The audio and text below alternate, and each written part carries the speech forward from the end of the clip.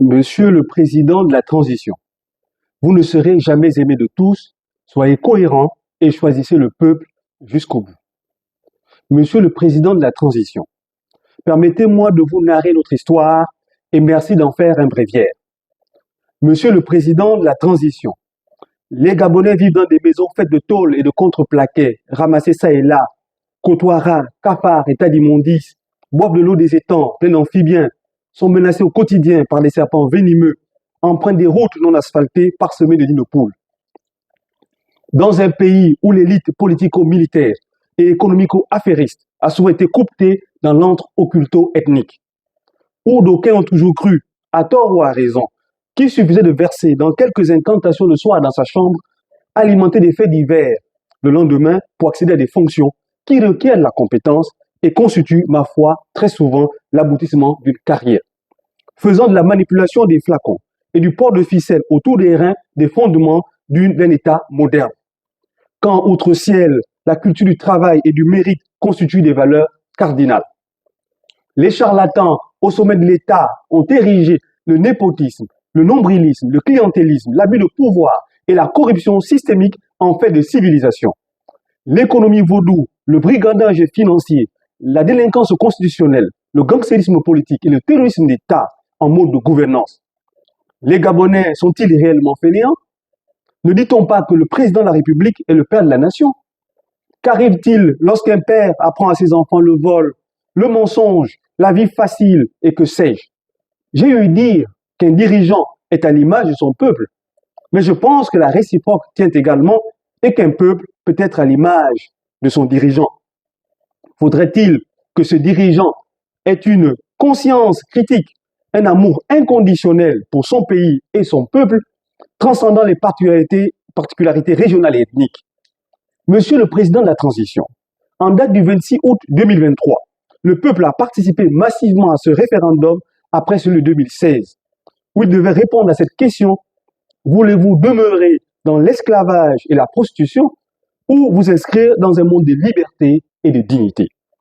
La réponse a été sans équivoque, comme en 2016, le peuple étant habité d'une détermination intacte d'aller vers un mieux vivre et un mieux être, et animé d'une soif inextinguible de changement. En date du 30 août 2023, dans un sursaut patriotique, vous avez décidé, vos hommes et vous, de faire barrage à une énième forfaiture qui aurait pu plonger ce pays dans une rivière de sang, car vous saviez qu'il n'aurait plus été question que de Libreville et de Port-Gentil comme épicentre de la contestation, car le cœur des grandes villes et des petits villages battait si fort. Dans la foulée, M. Ali Bongo Ondimba, comme fait mémorable, s'exprime en anglais et appelle à l'aide et dit, en substance, être retenu otage par les gens d'ici. Qui sont-ils, les gens d'ici? Il est des lapsus qui en disent long sur la nature des individus et leur perception des choses et des êtres. Monsieur Ali Bongo Ondimba est-il réellement gabonais comme nous? Ou s'est-il un jour senti chez lui parmi nous? Madame Sylvia Bongo Ondimba, autrefois Sylvie Aimée Valentin, ou inversement, c'est selon, aujourd'hui apparemment frappée d'amnésie, nous édifie sur la question, elle qui n'a jamais connu de Gabonais de mémoire, y compris son époux de président. Les Gabonais, eux, ne sont pas amnésiques, et nombreux sont marqués au fer rouge, subissant dans leur chair au quotidien les conséquences de l'amateurisme et des errements de ce régime de malfaiteurs. Le peuple gabonais réclame son argent. Ce peuple endetté à coups de milliards de dollars pour assouvir des plaisirs charnels d'une brochette d'individus sans foi ni loi et pour financer des projets cosmétiques réclame son argent à corps et à cri.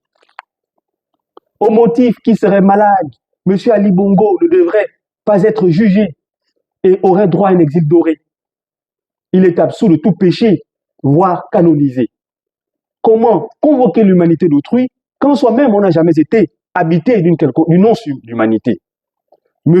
Ali Bongo Ondimba doit répondre de ses actes et rendre l'argent du peuple gabonais, et les Gabonais en ont grandement besoin pour financer des projets de développement au lieu de s'endetter à tout va. Il en est de même de tous ces adjuvants tapis dans l'ombre, comme le bassin de coq, et dont nombreux ont été recyclés au sommet de l'État, des patriotes reconvertis qui étaient prêts à faire feu de tout bois pour se maintenir au pouvoir, quitte à avoir du sang jusqu'au coude, et valider cet énième forfait annoncé pour préserver des avantages usurpés. Où sont passés ces Gabonais de circonstances qui l'ont accompagné et bien d'autres avant dans cette gestion patrimoniale de l'État? Meksan Akombesi, Liban Suleiman, Sédou Khan, Samuel Dosso et bien d'autres, où sont-ils? Monsieur le Président de la Transition, les grandes déceptions naissent des grands espoirs. Monsieur le Président de la Transition, le déni de justice et le refus d'accepter l'autre dans sa différence sont les germes des dissensions et des guerres dans le monde. Il n'y a pas de paix véritable sans justice et cette justice ne peut être sacrifiée sur l'autel d'une pseudo-cohésion nationale.